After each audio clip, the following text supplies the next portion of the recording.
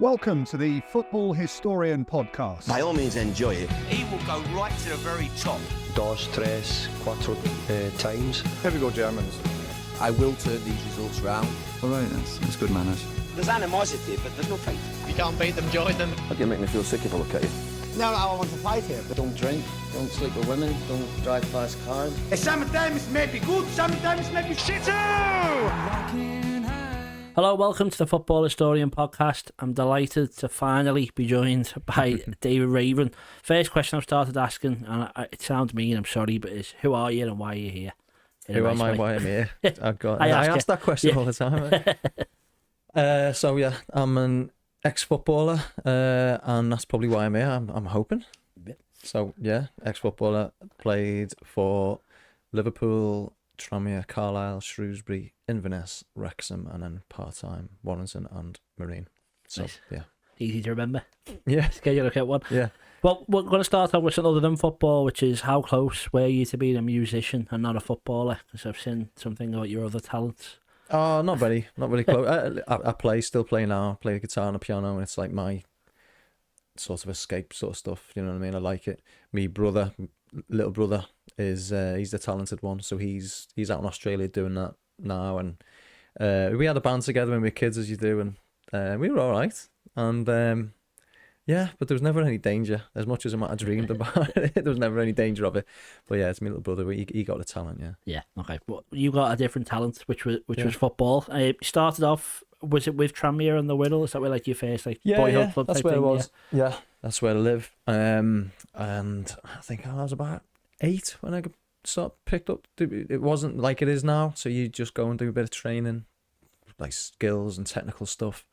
Didn't start playing games. I can't remember playing a game anyway until I was like 10, 11.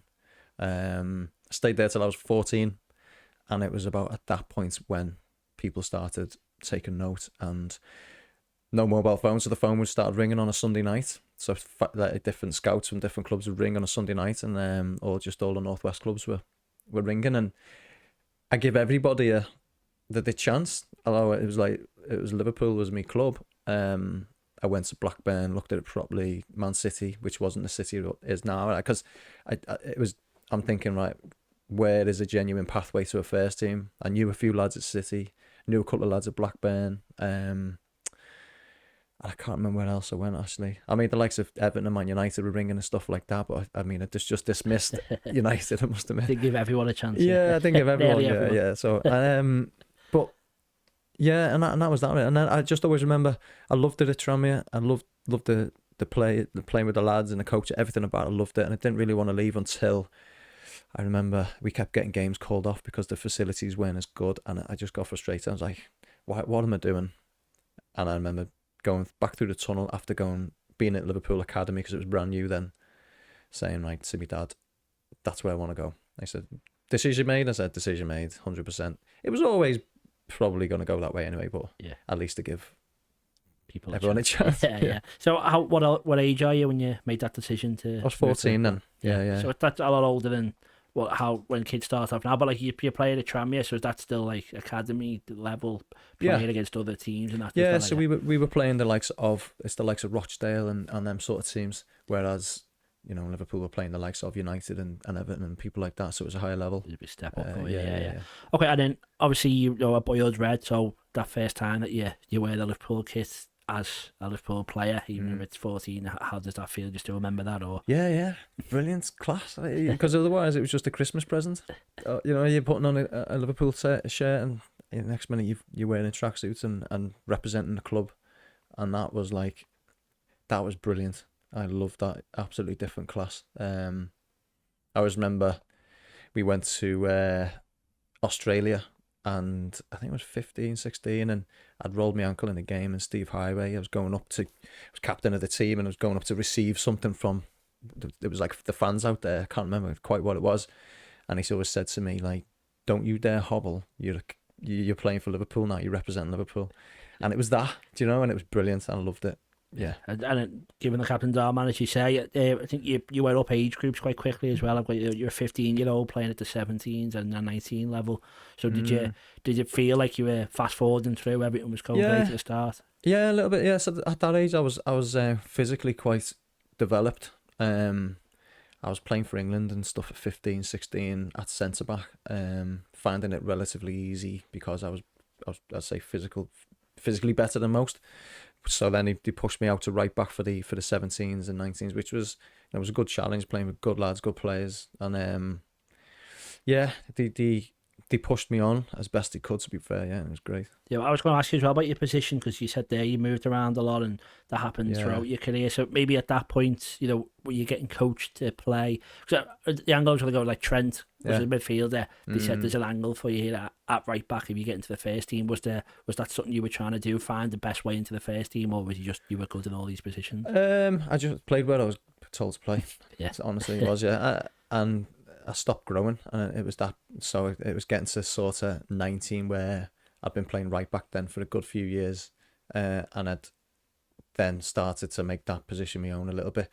Albeit now when I look back, centre half was probably still my best position, but it just didn't get that like physical, the attributes that I needed. Yeah. So I played some of my best football as centre half. Because that's where I was most comfortable, but I ground out a career at right back. Yeah. For whichever way you get in the team, I think the main thing is that I was watching some of your highlights on LFC TV, which there are still some there. Is there? One game against Bolton, you were captain and you scored. I won't ask if you remember it, but you're playing with players like Antonio Barragan, Danny Guthrie, Jack Hobbs, Adam Hamill, managed by Paco Herrera and Hugh Macaulay. So that whole year at the time, who were the best players? Who were the people that you were mates with? What was it like playing at that high level? Great, yeah, all them lads, yeah. So like most of them, like me, the close friends, I suppose, are the likes of like John Welsh, Darren Potter, who's the same age as me, like Zach Whitbread, Mella, who's lived around the corner still now, and like Steve Warnock was a bit older. But all the lads was a good mix. Like Lee Peltier was a year below me, and like we all mixed together. I say like Danny Guthrie. Good players. Barragan, like, yeah, cracking lad, cracking player. But again, he came across and I'm like, he's a right back, I'm a right back, he's my enemy. And it was like, you know, but he was a good player. You could see that. We were different players. He was flair, he was going forward, and I was like more of a Dennis Irvin type. You know, so. Well, actually, obviously, Rafa came and it was a bit more of a foreign influence. Obviously, Gerrard was before, obviously, is not Scouse or English, but he maybe had quite an English traditional style of football compared to Rafa, although he was also quite defensive. But when he came in, he brought in his own coaches like Paco Herrera and his own players like Antonio Barragan. So did the whole club change a lot at that time? Did you notice it? And do you think that maybe blocked the pathway in for you because he was trying to change a lot or not? No. So, like, because it's I had nothing to compare it to, but I did notice a change in, like, obviously he was recruiting because Alonso comes in and, you know, and like Luis Garcia comes in. I always remember them two coming in thinking, oh my God, look at these, like, ridiculous. But for me, in terms of like playing in that team, there was Steve Finnan was playing, and then there was Josemi just behind him, and then there was me, and that was it, really. Like, Barragan was a little bit younger than me, so I wasn't really considered. And Josemi was injured, and I remember Alec Miller saying to me, like, push yourself, like, stop being steady Eddie, like, you've got a chance. And I just didn't know how to. I was trying my best, because I was doing well in the reserves and all that sort of stuff. And I do remember then going to, I think it was Bayer Leverkusen away in the Champions League that year, and I was on the bench, and Steve Finnan, I can't remember the actual detail, but he came off, and that was me then thinking, there's no one else going on, has to be me. I'm going to get on the pitch in Europe. And he didn't put me on, he put on Antonio Nunes, who's got 2 left feet, and that was me thinking, I'm never going to play for this man here. By that point I'd had like 3 or 4 games in the first team, done all right. Unfortunately, only won 1 of them and lost 3 of them.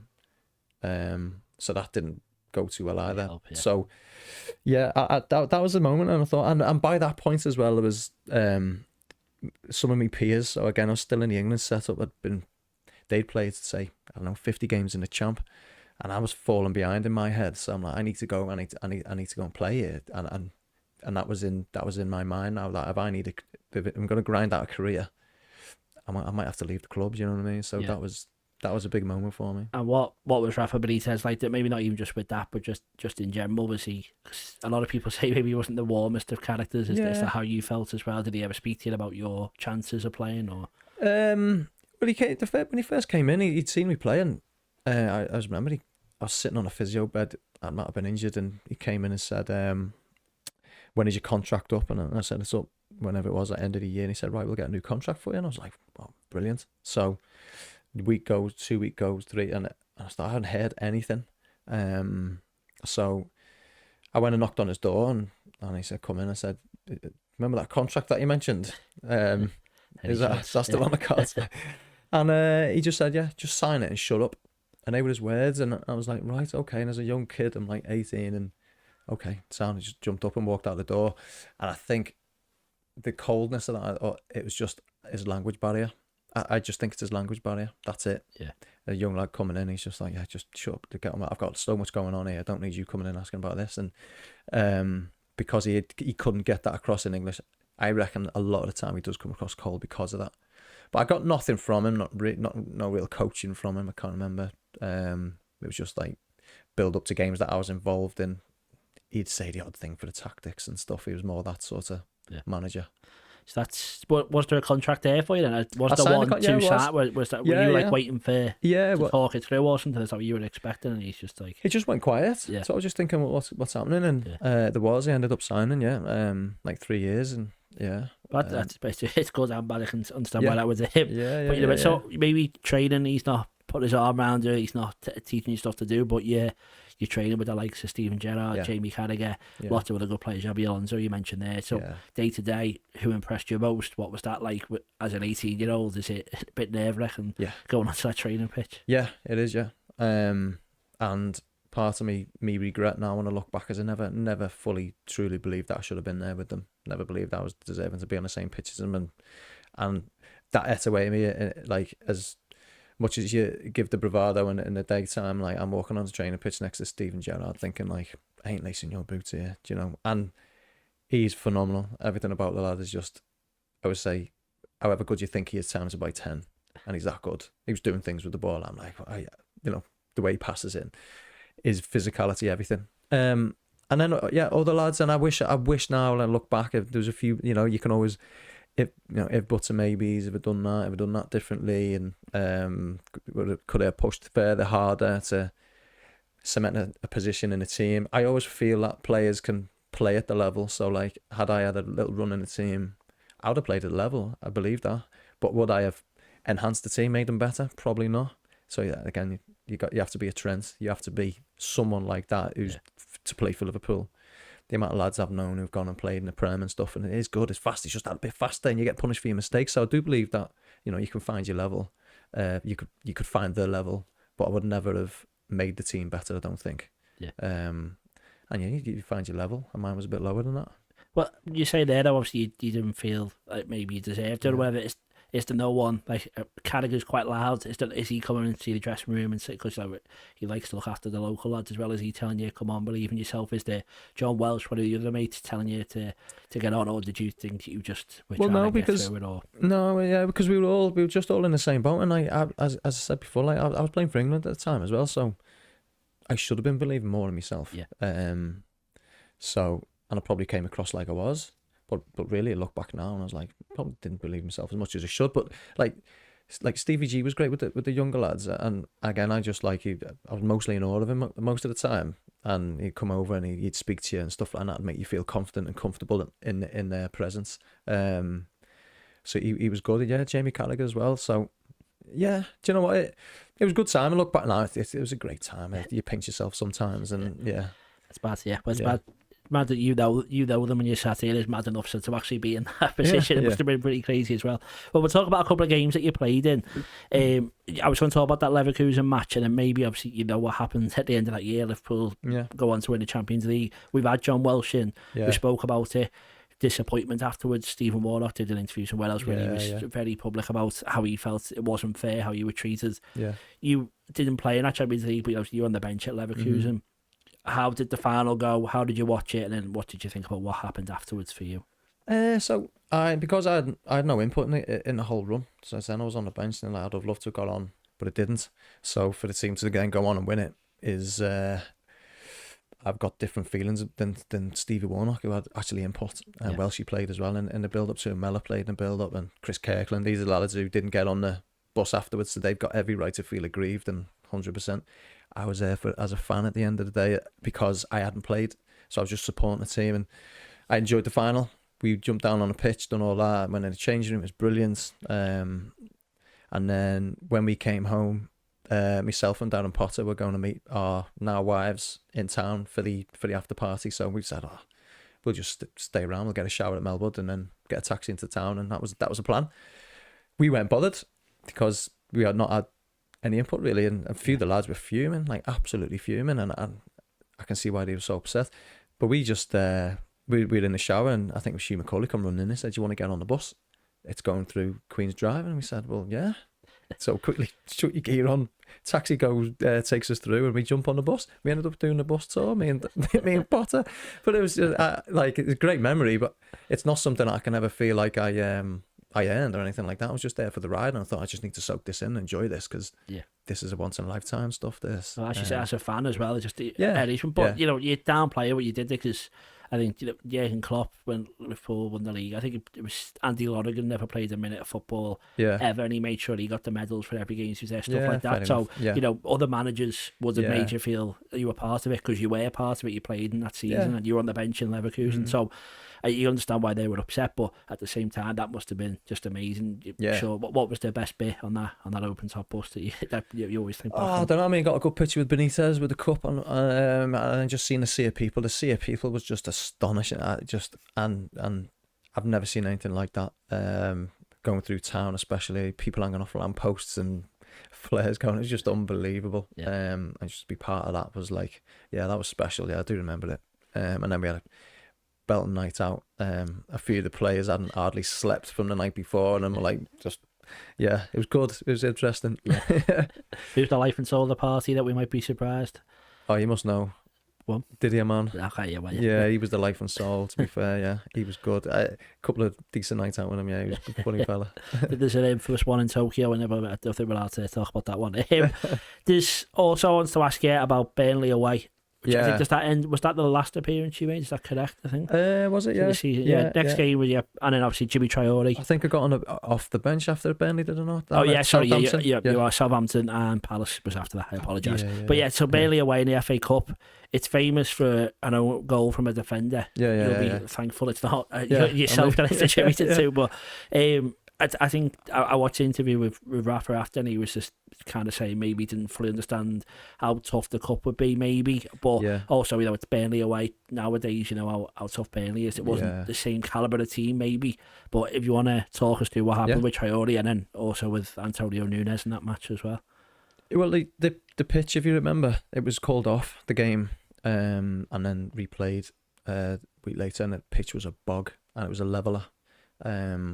So it was heavy, difficult to play on, and it just became, it was a non-football event really. And it would then, you take like a 0-0 in them games then, because tough game up against it, and then obviously Jimmy does that, which bad mistake. We all make mistakes, don't we? Do you know what I mean? And my memory of it was coming off, and obviously with the Liverpool fans, you feel like you hugely let them down for the start, and then you walk into the changing room and Benitez just flat out said to us, like, well, you've done yourselves in, lads, haven't you? You're not going to play again now. Like, to the young lads, to you young lads, you're not going to play again. I remember thinking, oh wow, all right, fair enough. That's harsh. Yeah. And that's me memory of that really, in that game, and the disappointment behind it, huge. Is it Antonio Nunes was playing right wing in front of you and gets sent off as well? In that match, as you said before, that he had two left feet, but you've obviously had a few times playing behind him. What was he like in that match, and what was he like in general? As a lad, he was a lovely man. Spent we roomed together a couple of times on the trips, and he was a lovely fella, quiet, unassuming, Spanish lad. And just when I seen him play, I couldn't believe that he was playing at Liverpool. And that sounds really bad for me to say that. But I still can't believe it. I don't know. Maybe that's my judge of player, but he got injured in one of his first sessions, just running down the line, and no one was near him, and he fell over and got injured and done his knee. And we young lads thought it was funny at the time and laughed, and realised he was actually seriously injured. We were like, oh my god! And he was out for months. There was no one near him. So yeah, he's just one of them players. I think like he came from Madrid as well, didn't he? He was part of the Owen deal, was it? It was something to do with that, yeah. And I think whether it was part of the deal where Benitez had to play him to justify part of it, I don't know, because he's putting him on at times, and this guy could not play football for me. Yeah, like couldn't play. He's not playing in the Football League, never mind in the Premier League. Like, I don't know. That's my opinion. Yeah, well, and he gets sent off that day, which maybe I'd love to see. So I did mess up before. You had a sub appearance against Southampton, a League Cup start against Palace, all in the following season. You made 4 appearances, is that right? And all of them were away from home. Is that possibly your biggest regret, that you never got to run out at Anfield? Yeah, I was a bench. I was on a bench one against Middlesbrough, but yeah, I gutted that I didn't actually get to play a game at Anfield. Proper game anyway, in front of the fans. Yeah, but what can you? Yeah, I've got to play for the first team, and I'll take that. Yeah, I'd happily spot places. So I won't give you too much sympathy for it. Obviously, one of the last things that you do is Istanbul, and then your time at Liverpool comes to an end. How did that happen? Who told you? Did you know it was coming? So now, going back to what I said earlier, it was the point where I'd had them games, and then I just felt it's not happening for me here. And I had a year left on my contract. And a few people in your ear saying like you need to play, and I did think I need to play. It's not like it is now where you've got the 23s and you've got a little bit more time to develop.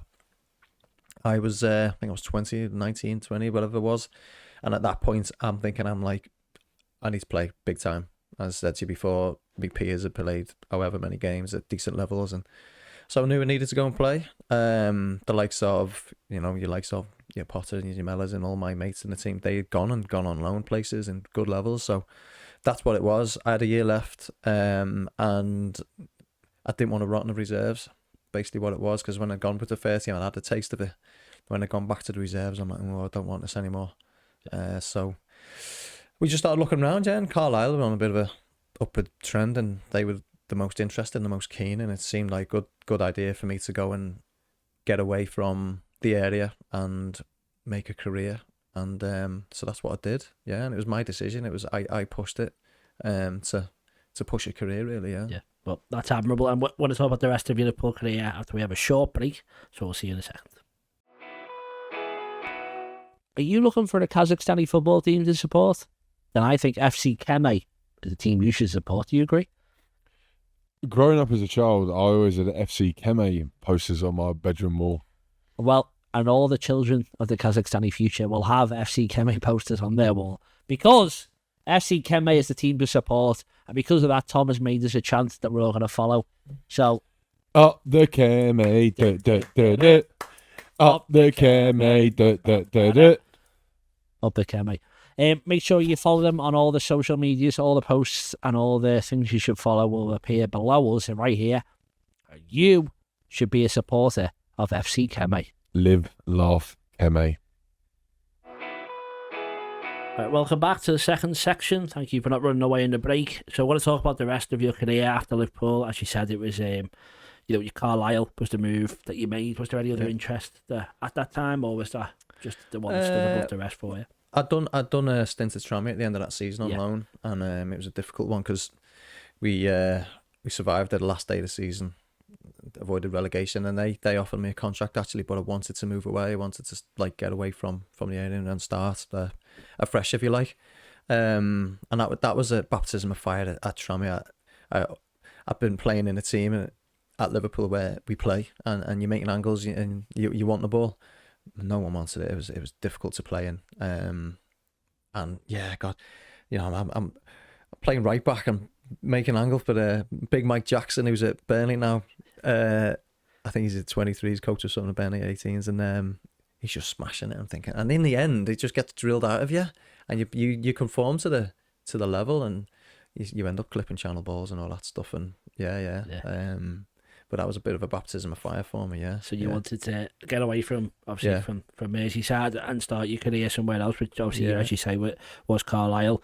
I think you had quite an injury-plagued first season, if that's right, and then obviously the second one you managed to kick on, and you go on to make over 100 appearances for them. But so when you think back at your time at Carlisle, would you think that was the right move that you made to start your career, as you said? Loved it, yeah. Absolutely loved it. It was tough, really hard at first. Moving away from home, I found it really hard. Homesickness and stuff like that, and just settling into like, for instance, when I first moved there, we were washing our own kit and stuff like that. It was like, there was a culture shock for me for that. Big drinking culture up there, like Newcastle lads, Geordie boys. It was, it was good fun. But and as I say, the second season, it was class. Loved it. We should have gone up to the champ. Got beaten in the semi-final with the playoffs against Leeds. So some great experiences. Played in some big games, and that was really enjoyable. I love the fan base up there because it's so isolated. They are passionate, and we had a good following then. It was, and we had some good players as well. The likes of Danny Graham and Joe Garner and Kieran Westwood, people like that, like kicked on and good careers. Yeah, and after Liverpool as well, does anyone stay in touch with you? I know we spoke to a few other people where like the aftercare isn't great. Your aftercare didn't really need it because you're having a career in football. But are you still in touch with friends? John Welsh was here. He was saying like he was texting Neil Mellor the day that they played each other. When you're bumping into old friends and stuff, is that still like the relationship still there? Yeah. I mean, they were playing at a different level, but football's a village, and it is like it's such a small world that like you just bump into people all the time. In terms of the club staying in touch, there was none of that for me. I would have liked it, to be fair. I would have liked them to touch base. How you getting on? How you doing? How you feeling? Because there are times when it was tough. And like later on in my career, like fast forward it, I always make sure I make a beeline for the young lads who have moved away from home and say, how you getting on? How you feeling? How you settling in and stuff? Because it's tough. And it's something that's not got taken into consideration, especially when you've paid your money, you go and watch the game and you expect to see a performance off a lad who's in a, you talk about like Nunes at Liverpool, doesn't speak the language, doesn't know where he's going. It must be hard for him, Yeah. So yeah, there's I had a bit of that, to be fair. But yeah, let's say football's a village. You're always bumping into people. Yeah. And then injuries, we said it started quite bad, and then you get another injury at Shrewsbury, which hampers your progress. How was it dealing with injuries? Is it the worst part of the job? So I thought my career was done, to be honest. Yeah, I had a hip arthroscopy. I kept getting these shooting pains down my leg. My groin was nearly like ripping off, and it ended up having surgery on my hip, taking like a nodule off the hip bone itself, and like a few other bits and bobs. And I couldn't recover. I just couldn't string together. I don't know. I think I played 25 games at Tranmere and then 25 games Shrewsbury, broke down. I needed injections. Ended up doing a plumbing course, thinking, right, I'm done here. And I was planning then. And then out of the blue was a phone call from Terry Butcher saying, do you fancy coming to Inverness? And I was like, where's that? and then I Googled it, and it was they playing in obviously in the Scottish Premiership. So and it's Terry Butcher, and it was just, yeah. And to be fair, I had no other option. It was a save me career job. Because I felt like I was slipping at that point because I couldn't stay fit. And we went up there, yeah. And so Scottish football, the way it's structured differently to English football, especially down in the lower levels, is like you're playing Saturday, Tuesday, and it's relentless. Whereas up there, it was a Saturday international break, Saturday in the first couple of months of the season, and it helped my body then get hardened to the playing again. And before I knew it, I'd done 40 games that year, and I was like, right, I'm back. I can do this now, and my body could do it. And that became, again, probably the further north I go, the more I enjoy it. It's like I thoroughly enjoyed my time up there. And just before we carry on with Inverness, injuries. Fans hate players who get injured. You're saying you're struggling. How hard is it? Like, what do fans don't understand? Cause a lot of times it's you can't be injured that much. It must be as frustrating for the player. And what is it like mental health wise as well when you're going through such a tough time with injuries? Yeah, it's bad. Yeah, the best person to ask about that is probably my wife, and she'd tell you. So if I ever came back with a nice pack, she'd be like, "Oh fuck it, like he's gonna be a nightmare now." And when I had that injury, me hip, to be fair, I look back now and I was pretty low, at times, especially when I couldn't move and stuff like that. And it's your whole life, so it's like constantly going like, where am I going now? What's next? So how am I going to get my next contract? How am I going to play a game? And that's all you can think about. And when you're not playing, when you're in a position that you've got months ahead of you that you're sidelined for, it's really difficult. And I think even the fact that your body's not used to the training, so that it's used to training, and then you're not training, so you're not getting that sort of endorphin kick that you're used to. I think that doesn't help as well. But it's a tough time. Like I felt as I say, like especially with my hip injury but afterwards as well when I couldn't stay fit, like some pretty like low times, yeah. And yeah, I can't really describe it anywhere else. Yeah, mentally, yeah, it's a really like you can see why lads get mental health problems with it. Definitely, yeah. Does anyone look after you? Who was the best person for you, or was there just nowhere near enough done for you? What you No, you get on with it. It's ruthless. The game's ruthless, and and that's it. You need to be playing every single week. You fight week in, week out, month in, month out to stay in the game. And that's what a lot of people don't see as well. It becomes like it is ruthless. And if you're not fit, then you're on a scrap heap and you're done, and you're forgotten about. And so no one's got time for that. The best person to help you is the physio. And the best physio sometimes will say, listen, you don't need to be doing rehab today. We just need to go for a coffee and a chat.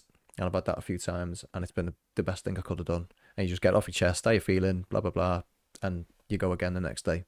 But there's nothing there, really, apart from, as I say, use your wife as a punch bag, I suppose, and not a proper punch bag. Yeah, emotional punch bag. Yeah, that's it, really. Yeah.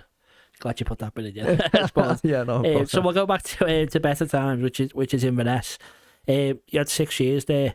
Extra time winner against Celtic. Yeah. I'm guessing that's the highlight. Can you talk us through what that was and how special that was? Yeah, amazing. The whole thing, to be fair, the whole build up to it was just like it was special. Yeah. So the stand-up memories of that are, I always remember coming out at half time and making a point of taking in the surroundings with the Celtic fans singing "You'll Never Walk Alone," and obviously being a Liverpool fan, it was like, right, just remember this, because you don't really remember playing games. They are just, it's a blur, and there's little standout moments that you do remember, and that was one of them. So this is the cup part. This is semi-final, sorry, it's the Scottish Cup semi-final at Hampden Park. Yeah. They've got most of the stadium. We didn't let them have the rest of it, but yeah, we had a little corner.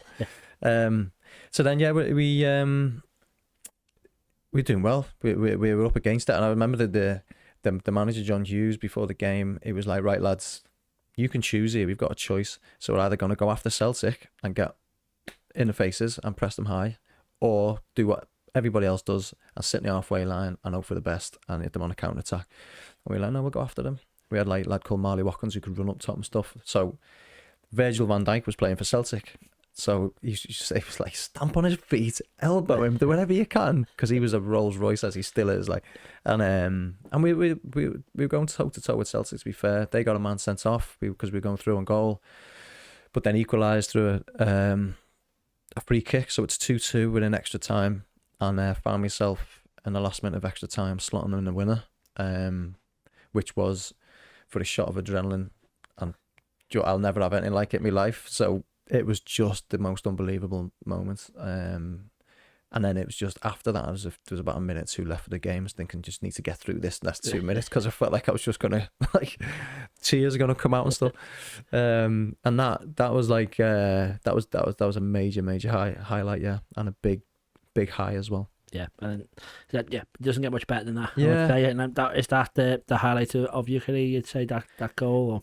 In terms of a moment, yeah. So like in terms of like pick out that, and then but then what we're talking about before, representing Liverpool, is like, it was such a major thing for me, and obviously playing for England. So I'd just say that those three things, but as an actual moment, you can live that again, it'd be that one. Yeah, just the feeling, feeling that you get, And then frustratingly, you miss out in the final. Yeah. Talk us through how that happened. I just tore my calf the week before, like a big tear as well. It was just, I'd got a bit of a knock on it, and then decided I need to train is what you like, and then I trained probably too early, and it just torn, it ripped. But because I'd had my moments in the semi-final, it felt a little bit easier. So I'll always like devastated to miss the final. It was I'd had me time that moment. So I had a call to one of my teammates, Gary Warren. He missed the final as well because he was booked in the semi-final. I think that's probably harder because he didn't have that moment. So plus we didn't get a medal either because we weren't in the squad. That's how old school the Scottish FA are. Like, they only have like 15 medals or something because I don't know, dinosaurs, aren't they? So you should have a Champions League winner medal and the medal from Scotland, I know, but Yeah, don't have one. didn't happen. Never mind. You get one. Sure, we'll start a crowdfund or something. Financial issues are the reason that you end your stay in Scotland, is that correct? And what was it like to say goodbye to Inverness after it was 6 years, were you there? Was it? Yeah, 2 kids were born there. Iris and Otis were both born in Scotland, the Highlanders, and we loved it. We bought right into it. I was into the salmon fishing. I got into all that stuff, and I absolutely loved it. We got relegated, and it was a case of you were one of the ones on better contracts and are 33, so time for you to go. Fair enough. And so it was like there was a few offers up in Scotland, so I could have gone into the mid belt. But it's like you had kids then, and do you move to the mid belt, and then you might have to move again, and so we made a decision to move back to England and see what I could pick up. So that's what we did, to get the kids in school and settled, and ended up picking up Wrexham for the rest of the season. Yes, I was going to say, you went to Wrexham. The club that they are now with the Hollywood owners, is there any similarities you had from your time there? It wasn't like that then at all, yeah. So it's moved on massively since then. It was good, I enjoyed it. I played a few games. Didn't play as much as I wanted to. Manager left. New manager comes in and he's got new ideas, so that was my time done there. It was only 6 months, but again, thoroughly enjoyed it. And then it was a case of then weighing things up. There's a couple of offers of full-time football, but they were like, you get to that point in your career where you're like, I'm not moving all the way down south for like, 500-600 quid, whatever you're offering, like rubbish. And it's like, so it was, I actually went to Filed on trial and spent me too long there, and I think if I could go back, I wouldn't have spent that time there, because by the time it was like the 20th of July, by the time he told me there was nothing there for me, like most teams had moved on. Yeah. So I ended up then just going. I thought, you know what, let's start the transition now.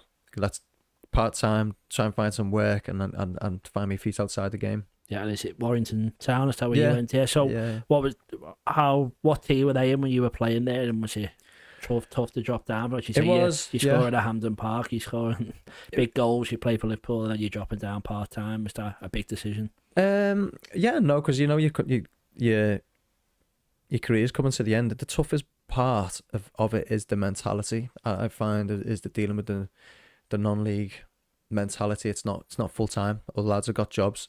It's not their life as it has been mine for the last 20 years. So like, you go training sometimes, it's evening training, and you couldn't give the lads, I don't know, let's say someone wasn't training well, I didn't know whether I could give him a bollocking because he was tired from working, he just wasn't good enough, or I did, and that was a tough balancing act for me. And I think you speak to other lads who've done the same thing, they'll find this similar stuff where it's just the mentality's different.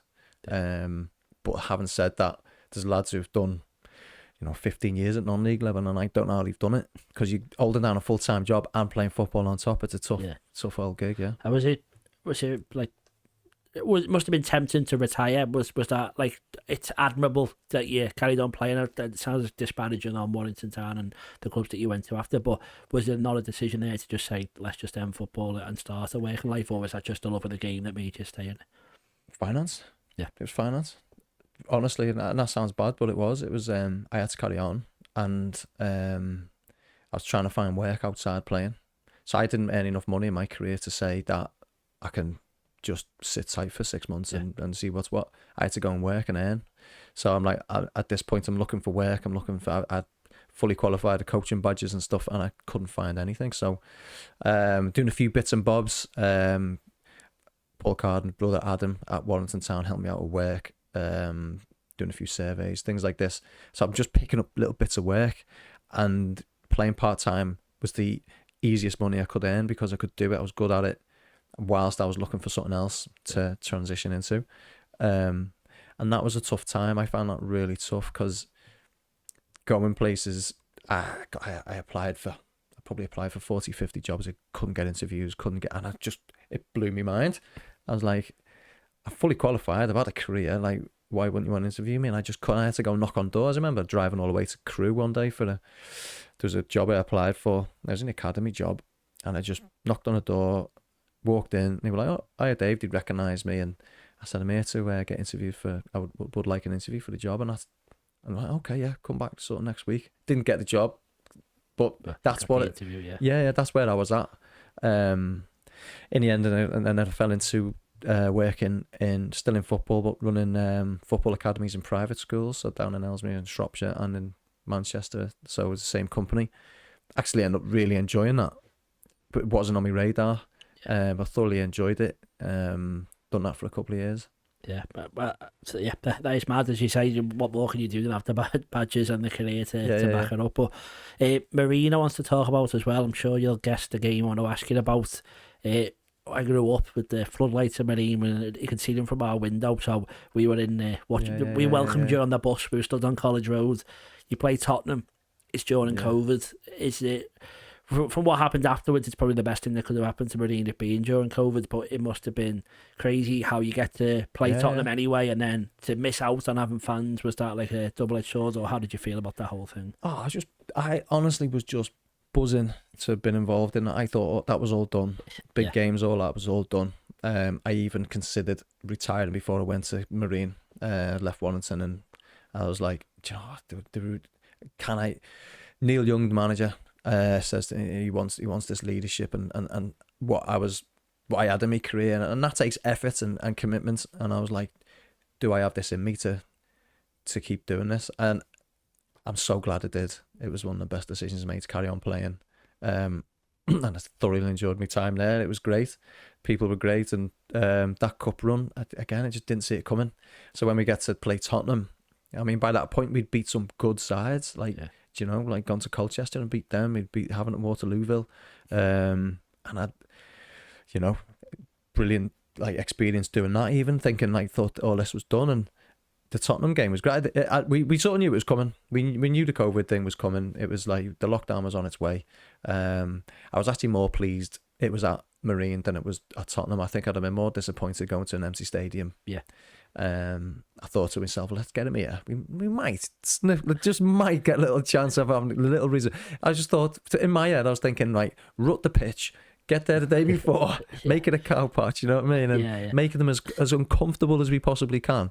But it was the opposite. So we give them the big changing room and all that and stuff. And I was a bit like, just get them in the little one, put the heating on full, and you know what I mean, and so all that. But no, that was brilliant. And I probably, when you talk about retirement, that was probably the time.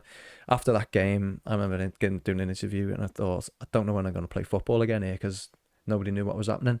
It's probably a good time to retire, because when I did start playing again, it was, I don't know, start feeling things. Then bodies telling me it's time, Yeah, well, that's it. I say it was just that whole event was massive, wasn't it? And I think people felt so sorry for Marine, but now you look at them, they've got like the new bistro thing. They've put the pitches all 4G. Brilliant. Yeah, it's great. We played at my six-a-side team. Played our 10-year anniversary game there. Oh yeah, I was captain. Missed the pen and scored an own goal. So did you? Yeah, I've probably done worse than you've ever done on that pitch. That's good.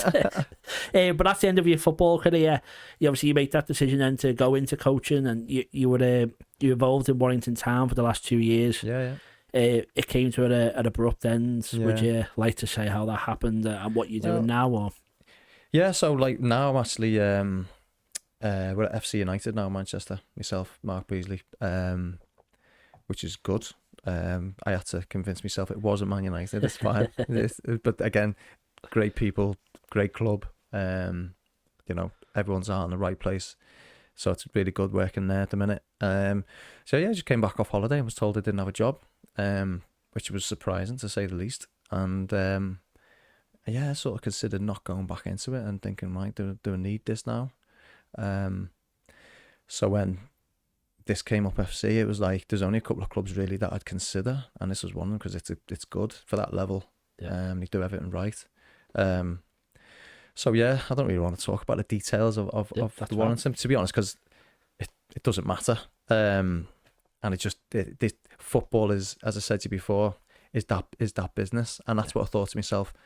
Do we really need this? Do we need to be in this business anymore? But then there are people in the business and in the industry that are good people, and it's there's and you can work for them, and which is what we've got at FC. It's great, so that's why I went there and carried on, and we're good. That's the thing. We've been really successful. Like, we've been working together for a few years.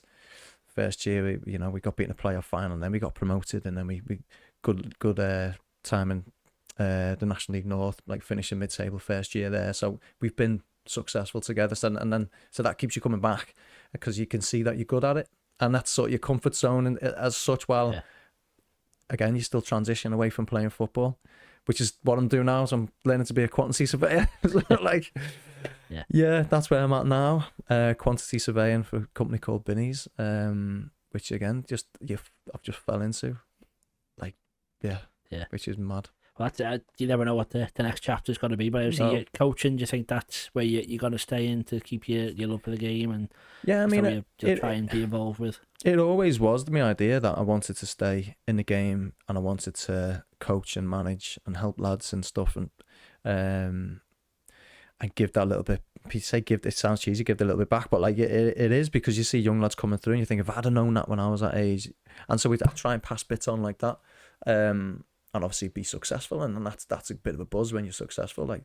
But then at the same time, when you're offered a career in something like quantity surveying, it's quite hard to turn down because it's quite steady. It's it can be well paid, and I'm not going to be traipsing around the country dragging my kids and get sacked after 6 months. So at the minute now, we're just weighing it up. We're just going and what's in front of us, and we'll do as well as we can. And we always said that it'd be nice to get to a place where we have a decision to make. A good club comes in and says, there's a full-time position there for you. And I think that's when you've got to make the decision. Do you go back into it, or do you carry on doing what you're doing? So until I make that decision, I'll just carry on what I'm doing. Yeah. Well, that's okay. Well, thanks so much. There's still more to go, but thanks so much for sharing the story of your career.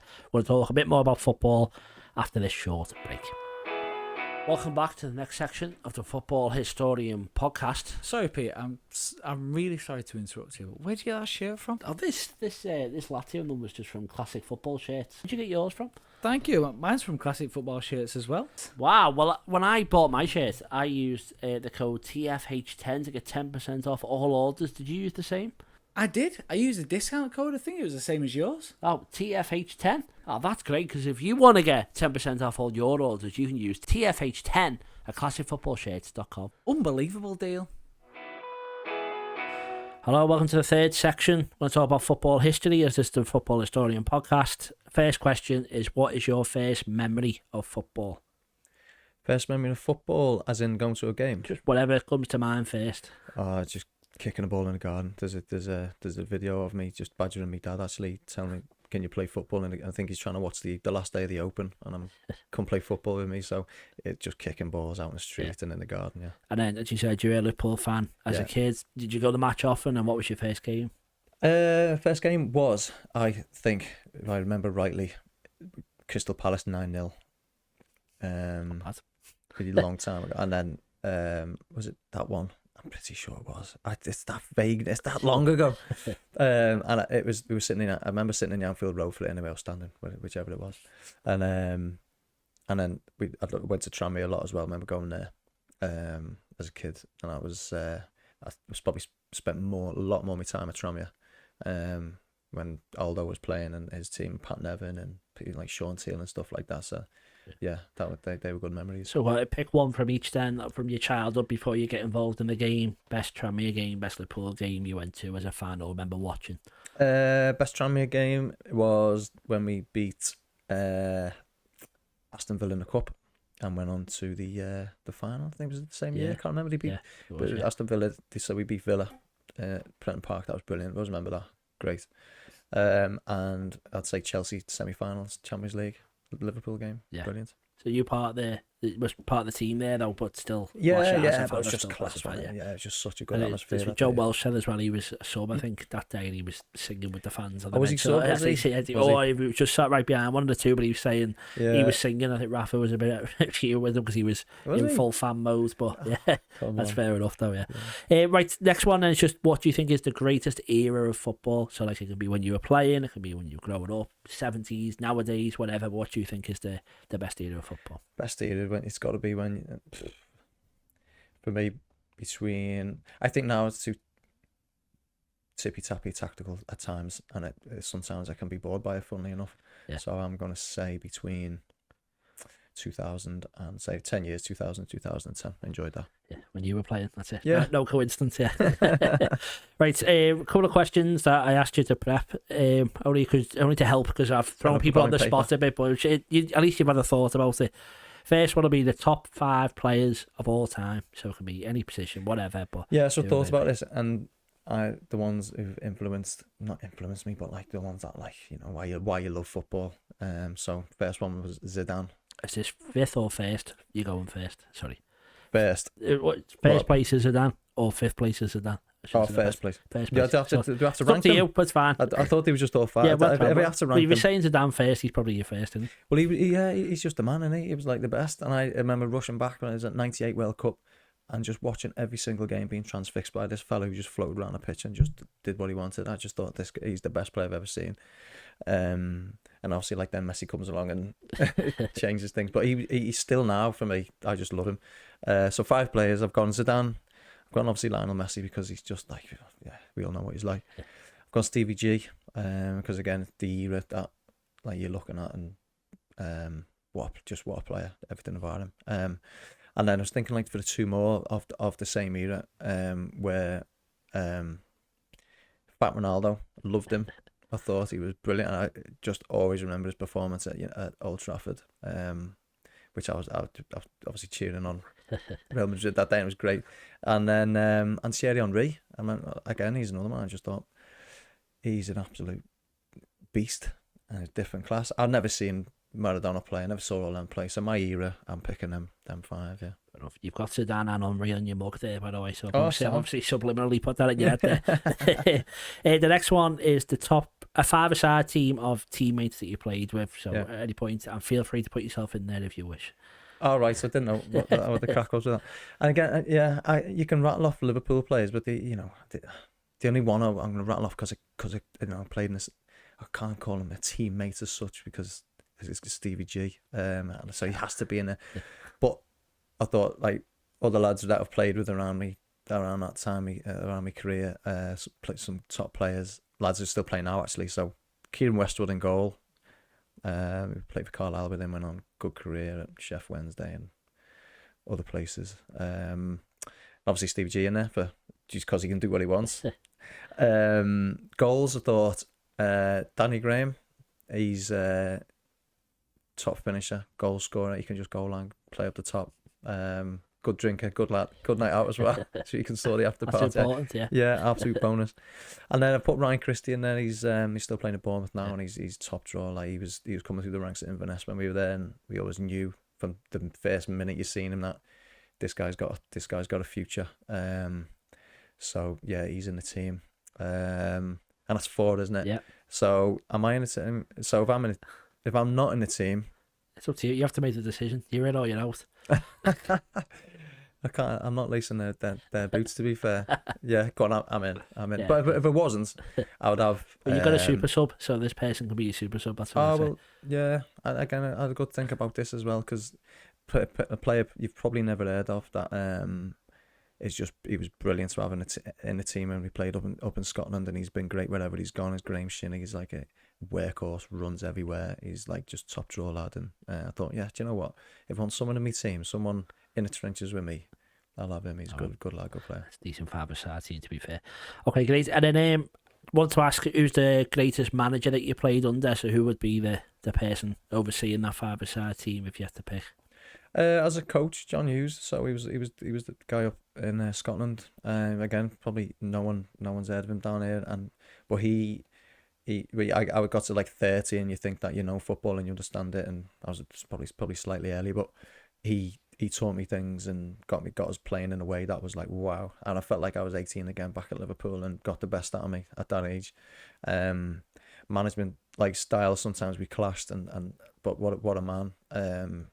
And as a coach more than a manager, he was a great coach.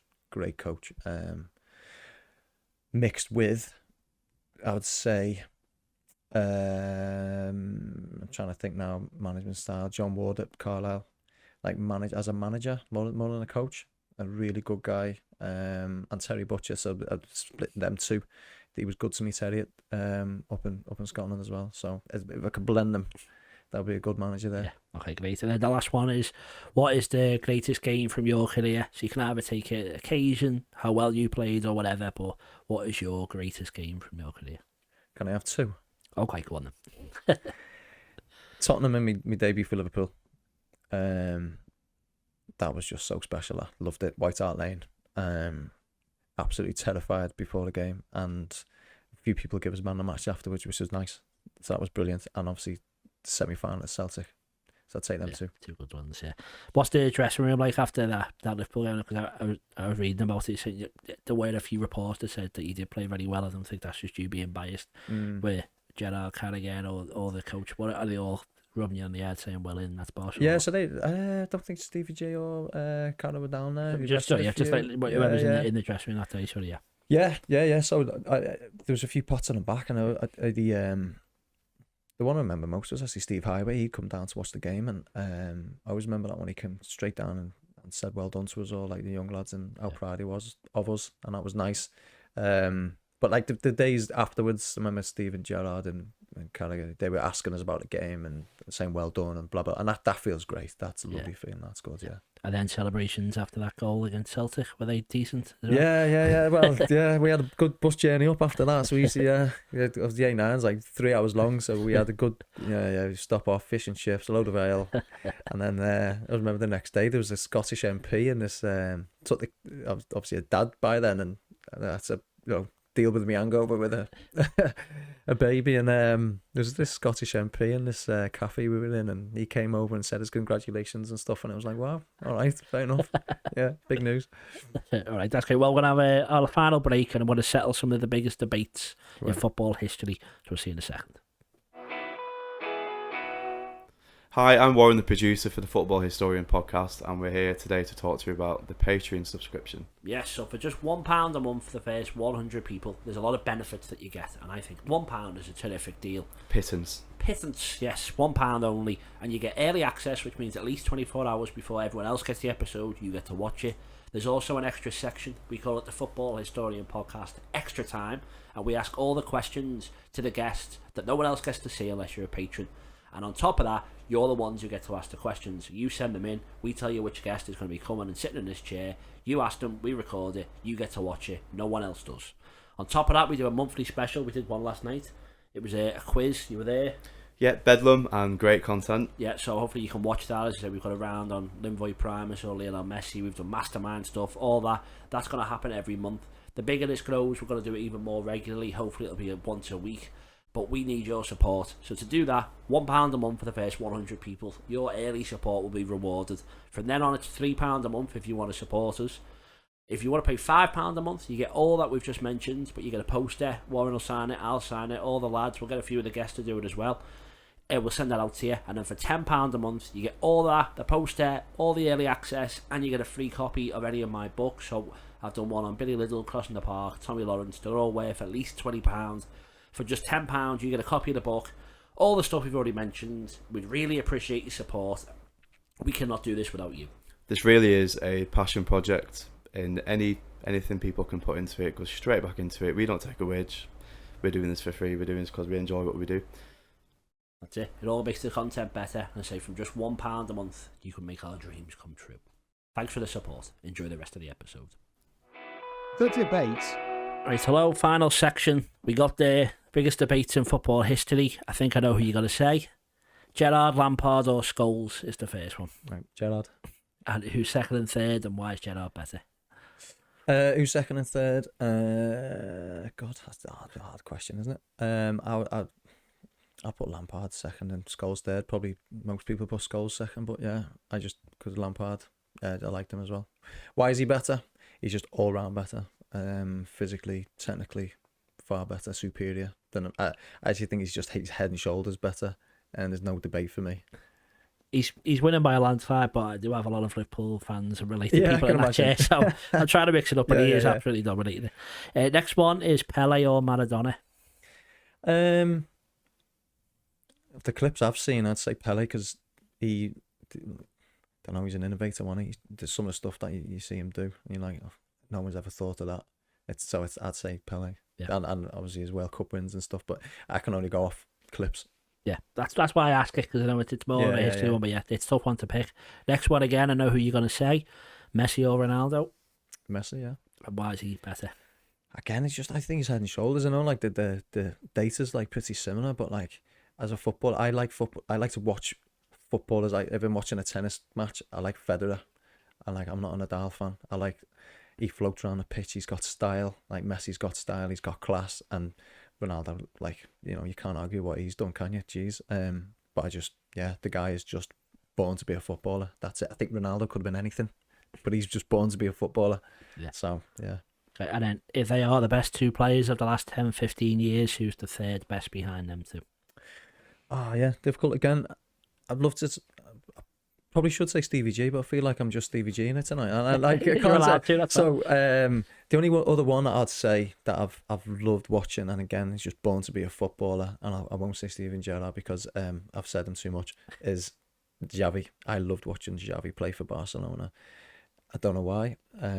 Never gave the ball away. Just couldn't get it off him. I remember the Barcelona team coming to Anfield and he beat us 4-0. I was sitting in the stand watching the game. And most of the fans at the end of the game clapped them off, as if to say, that's just a lesson in football. So, yeah, Xavi. Yeah, we were literally just watching something on Yaya Toure before, and I think he picked him as his best teammate, which is quite an accolade when he's played with Messi and Iniesta and all that as well. So, yeah, I think he was decent. He was all right. Yeah. Next one, I'm interested as a player because I think it must mean a lot more to play for your country as a player, I think, than people from Liverpool traditionally don't really like England. But if you play for England as a player, you're selected as one of the best in the country. So I still think I know what you're going to say, but the question is always win the league as captain, I'll say of Liverpool, or win the World Cup as captain of England, and how close is that? I don't think it's close. I think it's a World Cup all day long. I don't think it's close. Yeah. If you win the World Cup for England, you're just never forgotten. That's it. Like Jeff Hurst didn't play any of the games building up to the World Cup final in '66. He probably shouldn't have played, and ends up getting a hat-trick, and he's next minute he's knighted. That's what it is, isn't it? Yeah. So I don't think there's any comparison. Yeah, okay, that's fine. Okay, great. Next one is, who is the greatest manager of all time? Good question.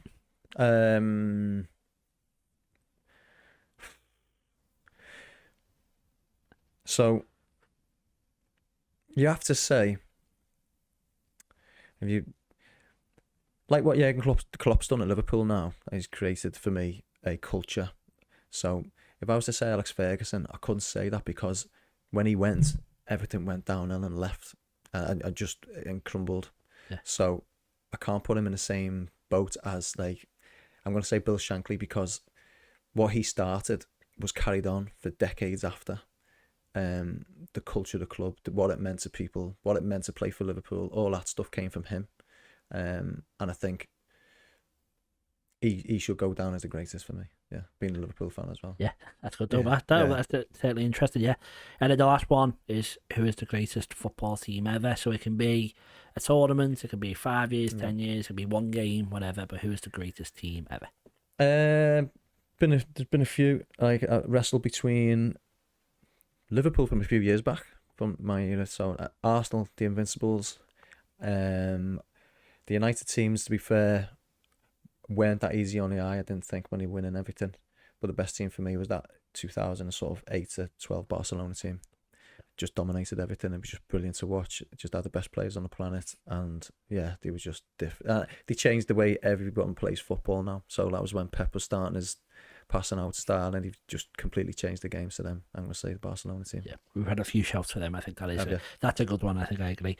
Right, well, that's the end of our chat. Thank you so much. I know we've worked hard finally getting this. You were very patient because Annie's with us again, producing. It went wrong last time. Then we've had a few changes. My fault several times as well, so I apologise. But thank you so much for coming. You're welcome. It's been brilliant. Really enjoyed it. Yeah, great. And is there anything you want to share? Anyone you want people to follow? Anyone you want people to look at, or are you just here for No, I'm not really social media. I'm on them, but I don't really do anything on them. Yeah. So I just follow the news and follow the likes of yourself. That's it. I didn't even realise, obviously, you were putting stuff up on your Instagram, and it was just good stuff, and I started following, and obviously we got in touch, but nothing to follow. That's good. You can plug my stuff. That's good. I'll plug your stuff instead. That'll do. Yeah.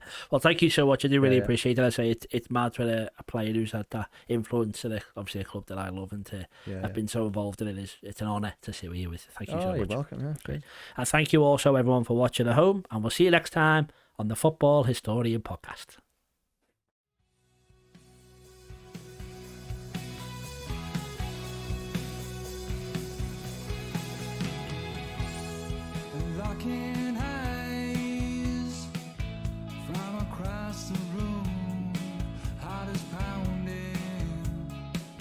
What have I have to lose? This kind of feeling tends to blur your sight.